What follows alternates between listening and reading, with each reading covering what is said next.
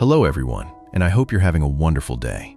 Today, we'll follow Ngo Tue and Cham on a joyful fishing trip. But what happens when new land warnings and Hugh's mysterious message threaten their fragile peace? If you enjoy the story, don't forget to subscribe for the next videos. Morning settled over the hillside house, while gray clouds drifted low across the wet mountains surrounding Ngo Tue and Cham. The grave beneath the shady tree remained dark from yesterday's rain, with several wildflowers bending gently in the cold wind. Cham stood near the doorway, staring toward the empty goat shelter where the weak animal had once waited for them. Ngo Tue watched her from beside the bathroom foundation, understanding that some sadness could not be hurried away with words. The cement beneath his hand had hardened, and one section of the foundation looked strong enough for the next stage. Normally, Ngo Tue would have started working before sunrise, mixing mortar and carrying bricks until his back became stiff. That morning, however, he remained still because Cham's face mattered more than the unfinished walls waiting beside their home. Cham pushed her hair away from her eyes and noticed the fishing basket hanging near the kitchen's repaired sink. She asked whether her father remembered the promise he had made before the baby goat became too weak to stand. Ngo Tue looked toward the old dam beyond the lower hill and immediately understood what Cham had been hoping for. He had promised they would go fishing after the bathroom foundation became firm enough to survive another mountain rain. The work could wait for one day, because Cham's childhood had already waited too long behind fear, hardship, and conflict. Ngo Tue smiled and told her they should discover whether the fish had also remembered their important appointment that morning. Cham's face brightened, and she hurried inside to collect 2 fishing lines, several hooks, and their woven basket. Ngo Tue inspected every line, replaced one damaged hook, and wrapped cooked rice around the bait inside a broad leaf. Cham brought a bottle of water, 2 pieces of bread, and an old cloth for covering their catch. Before leaving, she walked toward the grave and placed one yellow flower beside the smooth stones covering the soil. She whispered that they would return before darkness, then followed her father toward the narrow path below their house. The mountain path remained damp and slippery, but wildflowers had opened along both sides after the previous night's rain. Ngo Tue carried the fishing equipment across his shoulder, while Cham balanced the empty basket against her small back. Whenever Cham stopped to watch butterflies resting on leaves, Ngo Tue slowed his steps without asking her to hurry. In Japan, he had measured days through working hours, money transfers, and the distance separating him from his daughter. Now he measured life through moments, especially the distance between Cham's worried silence and her next honest laugh. Cham asked whether fish had families, and whether they became lonely when water carried them far from familiar places. Ngo Tue explained that some fish moved together, while others followed currents and survived through patience and instinct. Cham then asked whether they felt frightened whenever dark clouds covered the sky and the water became cold. Ngo Tue said they did, but the dam remained their home even when the surface looked unfamiliar and threatening. Cham squeezed his hand and wondered whether their house was the same kind of home for them. Ngo Tue looked toward the clouds and said their home was imperfect, yet it still held everything they had rebuilt together. When they reached the old dam, dark water stretched beneath the gray sky and reflected the mountains like broken glass. Mist rested above the far bank, while tall reeds moved slowly where the water became shallow near the muddy shore. Ngo Tue chose a flat place away from slippery rocks and checked the ground before allowing Cham to sit down. He showed her how to press rice around the hook carefully, keeping her fingers safely away from the sharp point. Then he cast the first line across the water, watching the floating marker settle between 2 circles of spreading ripples. Cham held her own line with both hands and stared so seriously that Ngo Tue struggled not to laugh. Several quiet minutes passed, and only insects, distant birds, and water touching the reeds disturbed the peaceful morning. Cham whispered that perhaps the fish had forgotten them, but Ngo Tue said patient people usually received the strongest surprises. Almost immediately, his line pulled tight, and the floating marker disappeared beneath the dark surface without any warning. Ngo Tue lifted the rod and felt a powerful fish turning sharply toward the reeds near the far side. Cham jumped to her feet, opened the basket, and warned her father not to let their first fish escape. The line cut through the water as Ngo Tue pulled carefully, released some pressure, then slowly guided the fish closer. A large silver body finally broke through the surface, throwing cold water across Cham's clothes and bare lower legs. Cham laughed so loudly that her voice traveled across the dam and returned faintly from the mountain slope opposite them. Together, they pulled the fish onto the bank, where Ngo Tue quickly removed the hook and checked its strong movement. He placed the fish inside the basket, and Cham announced proudly that their family would eat like wealthy villagers tonight. Only a few minutes later, Cham's own line began trembling before suddenly bending toward the center of the dam. Ngo Tue moved behind her, guiding her hands while allowing her to feel the fish fighting beneath the dark water. Cham pulled with all her strength, stepping backward carefully whenever the line became too tight against her small fingers. The second fish appeared near the surface, smaller than the first but strong enough to splash water across both of them. When it finally reached the bank, Cham held the basket open and celebrated as though she had won an important battle. Ngo Tue watched her bright face and felt yesterday's sorrow loosen slightly from the exhausted place inside his chest. For several hours, the land dispute, custody documents, and Hugh's repeated demands seemed distant from the quiet dam. There was only water, laughter, patient hands, and the simple happiness of a father staying close beside his daughter. Ngo Tue looked at Cham counting their fish and understood again exactly why he continued fighting through every coming hardship.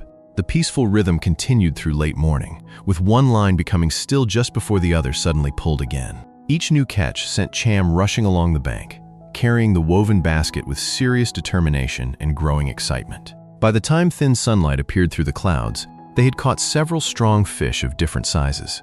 One fish was so large that Cham insisted it must be the king responsible for guarding the entire dam. Ngo Tue laughed and explained that even a king would eventually need to fit inside their small cooking pot. Cham counted every fish twice, carefully deciding which one should become soup and which should be grilled over the fire. She wanted the largest fish saved for tomorrow because one good day, she said, should help another day begin. Ngo Tue listened quietly, proud of her practical thinking but saddened that childhood had taught her to worry about food. He reached for the heavy basket and told Cham she had already helped enough for one long morning. Cham immediately refused and reminded him that partners carried difficult things together instead of watching one person struggle alone. Ngo Tue held the heavier side while Cham supported the other handle, and they started walking home beneath clearing clouds. The basket swung between them, making both stumble and laugh whenever the fish moved strongly against the woven sides. Near the lower hill, they met an elderly neighbor carrying firewood and resting beneath a tree beside the path. The woman admired their catch, then asked whether Ngo Tue had heard about recent questions at the local office. His smile faded immediately, although he kept his voice calm because Cham was listening closely beside the basket. The neighbor explained that officials were checking the hillside land again after someone mentioned an older transfer record. She had heard that additional papers might arrive soon, but nobody knew whether those documents were accurate or complete. Ngo Tue tightened his grip on the handle and asked whether anyone knew who had submitted the new information. The neighbor shook her head, saying village conversations traveled faster than facts whenever land, money, or family conflict became involved. Cham looked anxiously from the neighbor toward her father, recognizing the same shadow that appeared whenever adults discussed their home. Ngo Tue thanked the woman and continued walking, keeping his pace steady even while worry gathered inside him again. After several silent steps, Cham asked whether someone would come and take away the house they had repaired. Ngo Tue stopped beneath a broad tree, placed the basket down, and crouched until their eyes were level. He said nobody had made a final decision, and uncertain papers could not erase the truth of their daily life. They had repaired the roof, planted vegetables, built beds, finished walls, and filled the small house with honest memories. Cham asked whether those things mattered when officials looked only at stamps, signatures, boundaries, and older family records. Ngo Tue admitted documents were important, but promised that he would gather evidence and continue protecting their right to stay. He also promised not to hide every difficult development, because unexplained silence often frightened children more than careful truth. Cham looked toward the basket and asked whether they could still call the fishing trip a good day. Ngo Tue smiled and said one frightening conversation could never erase every peaceful hour they had already shared together. At home, they carried the fish toward the repaired sink and washed away mud, scales, and pieces of wet grass. Ngo Tue showed Cham how to hold each fish safely while keeping the knife far from her fingers. Cham rinsed tomatoes, collected sour leaves, and picked several mountain herbs growing beside the vegetable beds near their doorway. Soon the kitchen filled with familiar sounds, including running water, chopping vegetables, and firewood cracking beneath the blackened pot. Ngo Tue prepared sour fish soup with tomatoes, herbs, greens, and enough water for another meal the following morning.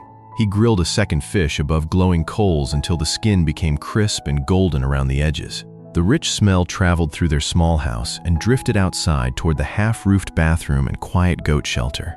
Cham sat near the stove, warming her hands while watching bubbles rise steadily through the sour, fragrant soup. She said the fishing trip had been a good day, even though the neighbor's warnings still frightened her. Ngo Tue answered that difficult news could enter a peaceful day, but it did not own every moment. They ate together at the wooden table, sharing fish, vegetables, rice, and stories from beside the dam. Cham placed the best piece of grilled fish inside her father's bowl because his arms had fought the largest catch. Ngo Tue returned half to her, and they both repeated that partners shared everything before laughing at the same time. Their laughter filled the repaired house, passed through the curtain, and softened the silence surrounding the unfinished construction outside. After dinner, Cham completed her homework behind the curtain while Ngo Tue cleaned hooks and untangled the damp fishing lines. He hung the basket near the door, covered the remaining fish, and checked that tomorrow's food was stored safely. Outside, clouds gathered again as evening shadows spread over the mountains and swallowed the path leading toward the village. When Cham finished studying, she asked whether they could return to the dam after the bathroom roof was completed. Ngo Tue promised they would, provided she continued studying and helped him remember to rest before exhaustion defeated him. Later, Cham fell asleep quickly, tired from walking, fishing, laughing, and carrying their heavy basket along the mountain path. Ngo Tue remained awake, listening to her steady breathing while wind moved softly against the repaired glass doors. He walked outside and sat beside the half-roofed bathroom wall beneath the dim light hanging above the yard. An official notice delivered earlier waited inside his wooden box beside custody papers, school records, and land documents.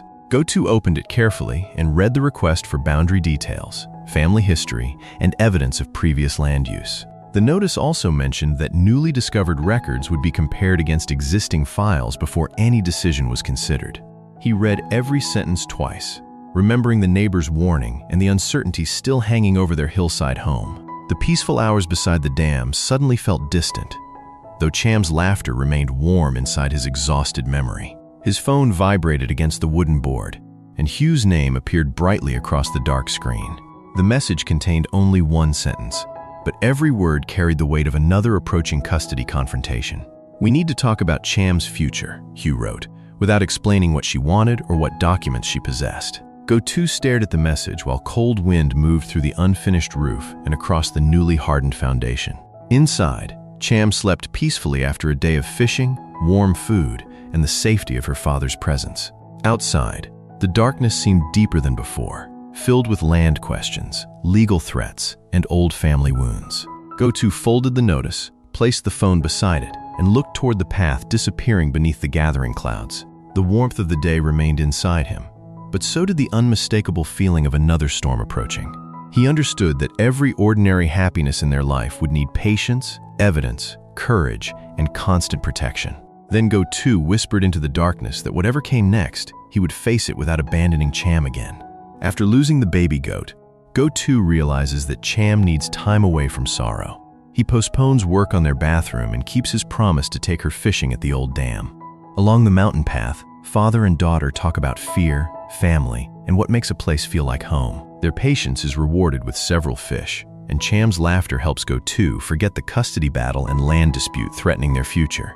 However, their happiness is disturbed when a neighbor reveals that officials are asking questions about the hillside property. Back home, they prepare sour fish soup and share dinner. Later, while Cham sleeps, Ngo Tue reads another land notice. His phone suddenly lights up with a message from Hugh. They need to discuss Cham's future, warning him that another emotional and legal storm is approaching.